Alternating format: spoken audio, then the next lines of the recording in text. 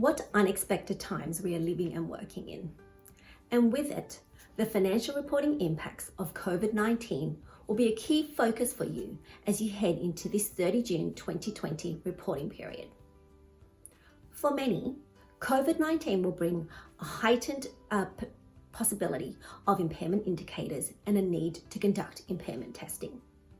Determining the recoverable amount of assets in these uncertain times will be challenging. When you're estimating and modelling your cash flows, you'll need to estimate how long you'll be operating in this restricted period. How long will the recovery period be, and what will be the recovery rate? And what will the future state look like? Will it return to pre-COVID-19 levels?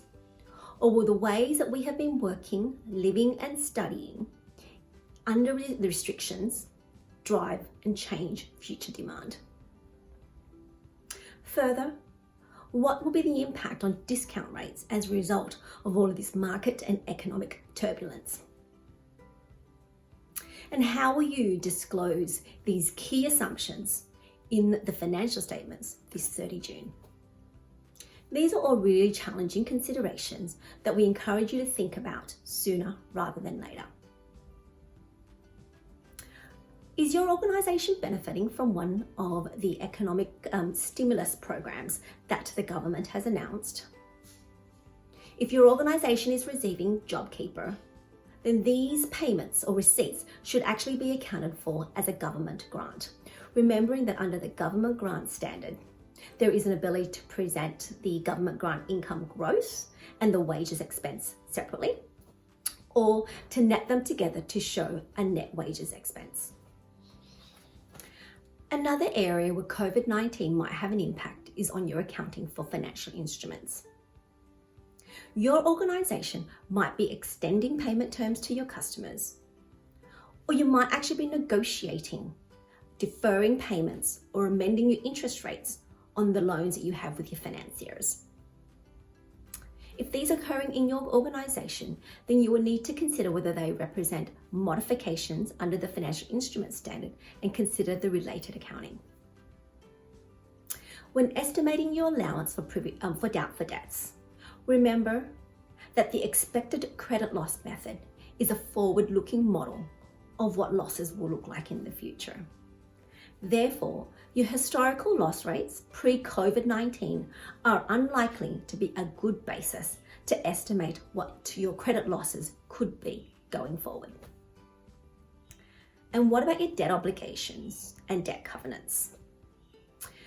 If your loan agreements have an immediate or require immediate payment in the event that covenants are breached, then these borrowings will need to actually be classified as a current liability at balance date.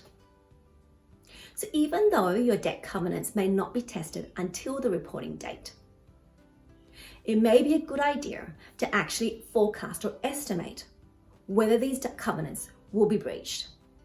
And if there is the potential that this will occur, to start discussions with your financier to see if you can get waivers or amendments in place prior to 30 June. Other areas that your financial instruments accounting could be impacted might be with your hedges. You'll need to have a think about whether the underlying transactions, like your sales transactions or your purchase transactions, are still expected to occur, because otherwise you may need to discontinue hedge accounting. And also you'll need to have a think about what your liquidity and other financial instruments disclosures will look like in your upcoming financial statements. Switching to accounting for leases. Many of you will be aware of the measures put in place to provide rent relief via the mandatory code of conduct announced by the government. As the actual relief provided will need to be negotiated between the lessor and the lessee, the rent relief is not necessarily going to take one universal form. It may be a rent waiver for a certain period of time. There might be a rent deferral with or without interest, possibility of an extension of the lease term, or a combination of any of these measures. This topic of rent concessions has generated a lot of discussion, with the key question being, is this a continuation of the lease contract, or is it a modification of the lease? with lease modification bringing complex and detailed accounting. If, as a lessee, you are faced with this situation, then you might want to refer to the recently released proposal dealing with rent concessions as a result of COVID-19, which may provide some exemptions and to simplify the accounting for you this 30 June. Moving on to the going concern basis of preparation of your financial statements. With a significant deterioration in economic conditions, this may well be the first time that you will need to deliberately consider this issue. Here you're required to assess whether these events and conditions cast significant doubt on your organisation's ability to continue as a going concern for at least 12 months from the date of the audit report. There will likely be enhanced disclosures required and potential implications for your auditor's report. These implications could range from a discussion in the key audit matter section of your audit report, if you're a listed organisation, to an emphasis of matter in the audit report, drawing attention to your going concern disclosures and highlighting the material uncertainty with regards to your ability to continue as a going concern. If economic conditions have deteriorated to a significant extent, such that the going concern basis of preparation is no longer appropriate for your organisation, then you will need to adjust your financial statements accordingly and prepare your accounts on something other than a going concern basis.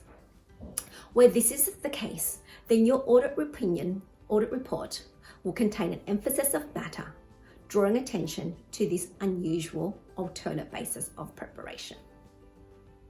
Finally, think about how the impacts of COVID-19 on performance, the company's response, and how its position to come out on the other side of the pandemic should be disclosed in your OFR in the Director's Report to tell your organisation's story.